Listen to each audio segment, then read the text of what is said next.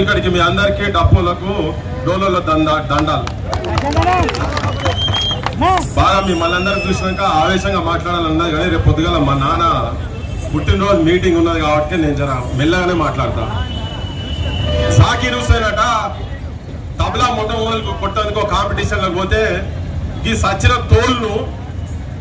తోళ్లు పట్టుకొని డప్పు చేసి కొట్టేటువంటి వీన్ని పండితుల మధ్యలో పాండిత్యం ఉన్నోళ్ళ మధ్యలో వీళ్ళకి డప్పు కొట్టి ఎట్లా కొట్టిస్తారు అని అంటే దాన్ని మనసులో పెట్టుకొని ప్రపంచం గుర్తించే స్థాయిగా డోలక్ ను తీసుకొని పోయి డోలక్ జాకీర్ హుస్సేన్ తబలా ఆర్టిస్ట్ జాకీర్ హుస్సేన్ ప్రపంచంలో గుర్తింపు పొందే స్థాయికి తీసుకొని పోయిండు.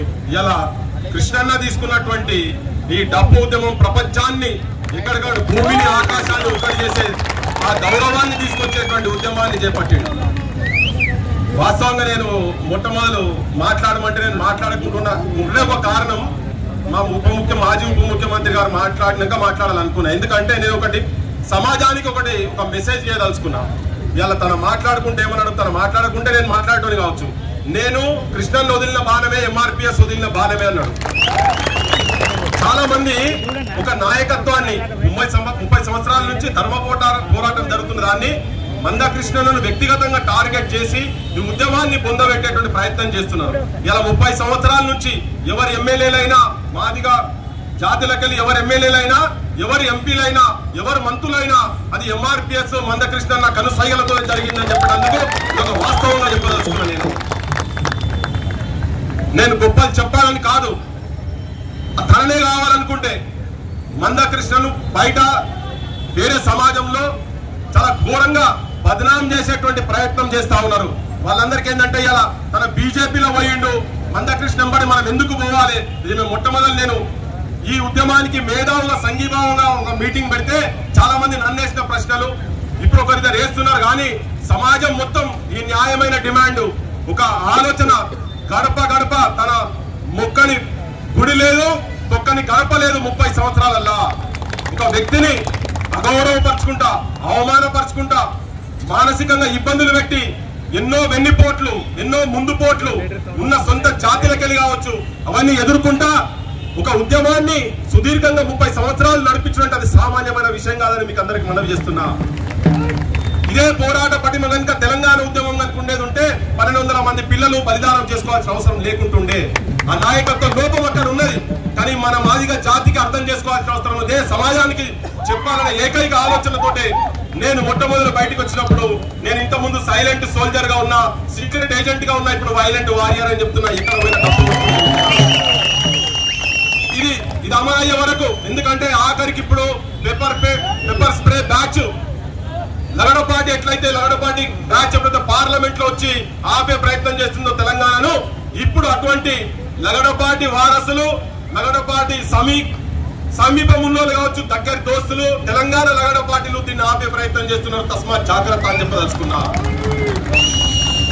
అవే లక్షణాలు వాళ్ళకి అవి మంచి లక్షణాలు, వాళ్ళు మంచి లక్షణాలు అనుకుంటున్నారు. వాళ్ళు మంది కొంపలు ముంచి మంది సొమ్ము తిని మందికి రావాల్సిన హక్కులు ఒకటే కుటుంబము వాళ్ళ చుట్టూన్న కొంతమంది తావేదారులు ఆ 1,00,000 కోట్లకు 1,00,000 డబ్బులకు మధ్య సంఘర్షణలు మేము సైతం అని చెప్పి బీసీలము ఎస్సీలో ఉన్నటువంటి అన్ని వర్గాలు వాళ్ళు కావాలంటున్నారు. ఎస్టీలు కావచ్చు ఓసీలు కూడా ఇలా గోలె ప్రకాశ్ రావు గారు వచ్చి అద్భుతంగా బయట మాట్లాడుతున్నాడు. ఇక్కడ కూడా సంఘీభావం తెలిపడం కాదు భాగస్వామ్యం అయ్యేందుకు ఇక్కడికి వచ్చిండ్రు. మేము కూడా భాగస్వామ్యం అవుతున్నాం. మీ అందరికి ఒక మనవి నేను చెప్తున్నా ఏంటంటే మీరే వచ్చుడు కాదు. నేను ఒక చాటింపు చూసిన మాదిగోళ్ళంతా బయటికి రావాలని చాలా మంది డబ్బులు లేకుండా వచ్చిండ్రు. ఇక్కడికైతే డబ్బులు లేకుండా వచ్చిన హైదరాబాద్ మాత్రం డబ్బులతో రావాలని చెప్పి విజ్ఞప్తి చేస్తున్నా. మా ఇంట్లోకెళ్ళి మా జాతరకెళ్ళి మేము కూడా డబ్బులు తీసుకొని వస్తున్నాం. డబ్బులు లేకుంటే పల్లెలు గంటలు పట్టుకొని కొట్టుకుంటూ రావాలి. వీళ్ళు ఒకటే కాదు, మీరు అన్ని కులాల దగ్గరికి పోండి, అన్ని కులాల దగ్గర పోండి. సామాజిక బాధ్యత మేము చెప్పేది కూడా చాలా మంది వింటున్నారు బయట. మీ మాదిగా వాడలకెళ్ళి ఒక బస్సు కాదు, మీ ఊర్లోకెళ్ళి ప్రతి కుల సంఘాలకెళ్ళి కనీసం ఒక 4 వీలర్ అని వచ్చేటట్టుగా మీరు దండం పెట్టి అడుగుని తప్పకుండా వస్తారని చెప్తున్నాను నేను. యావత్ సమాజం ఇంతకుముందు మందకృష్ణ మేము యాత్ర చేసుకుంటూ వస్తుంటే అనుకున్నాం ప్రపంచంలో భారతదేశంలో కావచ్చు ఏ కులానికి సంబంధించిన ఒక అంశంకు యావత్ సమాజంలో ఉన్నటువంటి అన్ని కులాలు వచ్చి సంఘీభావం ఉండి భాగస్వామి ఉండి కొట్లాడింది. ఇది ఒక్క ఎంఆర్పిఎస్ పంచకృష్ణ నాయకత్వానికి ఈ అదృష్టం దక్కుతుంది. ఇది దక్కింది. సమాజం మొత్తాన్ని కూడా తీసుకుపోవాల్సిన అవసరం ఉన్నది. అందరూ ఎవ్వరు ఇళ్లలో ఉండొద్దు. వచ్చే నెల 7వ తారీఖు డబ్బులతోటి మోగి మోగి శవులు వలగాలి అన్నట్టు ఆ లోపల చేస్తారా, దాని తర్వాత చేస్తారా? ఔరేక్ దక్క తెలంగాణ పక్క అన్నట్టు ఔరేక్ దక్క వర్గీకరణ పక్క. వర్గీకరణ అయ్యే వరకు నిద్రపోదు, మేము నిద్రపోము, మేము కూడా మిమ్మల్ని నిద్రపోయామని మీ అందరికీ మనవి చేస్తూ కొసల దాకా ఈ ఉద్యమానికి ధర్మ పోరాటానికి అన్ని రాజకీయ పార్టీలు వాళ్ళ మేనిఫెస్టోలో పెట్టింది. ఏ రాజకీయ పార్టీ కూడా వర్గీకరణకు వ్యతిరేకం అని చెప్పని ఒకరిని వచ్చి అంబేద్కర్ దగ్గర రమ్మని చెప్పి సెంటర్ దగ్గర ఎవరికి వచ్చే దమ్ము ఉన్నదా? ఎవరికి లేదు. ఏ ముఖ్యమంత్రికి, ఏ మాజీ ముఖ్యమంత్రికి, కాబోయే మంత్రులకు, ముఖ్యమంత్రులకు, ఇప్పుడున్న మంత్రులకు ఎవరికి ఆ దమ్ము లేదు. కానీ అందరు శాఖాహారులు రొయ్యల మూలి ఆడవాయరా అన్నట్టు మనది మాత్రం అమలు అయితలేదు కనుక భీకరంగా కొట్లాడాల్సిన అవసరం ఉన్నది. కొసెళ్ళ దాకా మనం ఎవరిని నమ్మేది లేదు. కొస తాళ్ళ దాకా చూడాలంటే అయ్యగారు తాగదని ఎవరిని నమ్మొద్దు. మనం కొస తాళ్ళు వెళ్ళాక మనది ఈ వర్గీకరణ అమలయ్యే వరకు ఎవరిని నమ్మాల్సిన అవసరం లేదు. ప్రతి ఒక్కరి మీద ప్రతిఘటించాల్సిన అవసరం ఉన్నది. మీ అందరికి విజ్ఞప్తి చేస్తూ ముగిస్తున్నా. జై మాదిగా, జోహార్ మాదిగా మన వీరులకు, జోహార్ తెలంగాణ మన వీరులకు. అన్న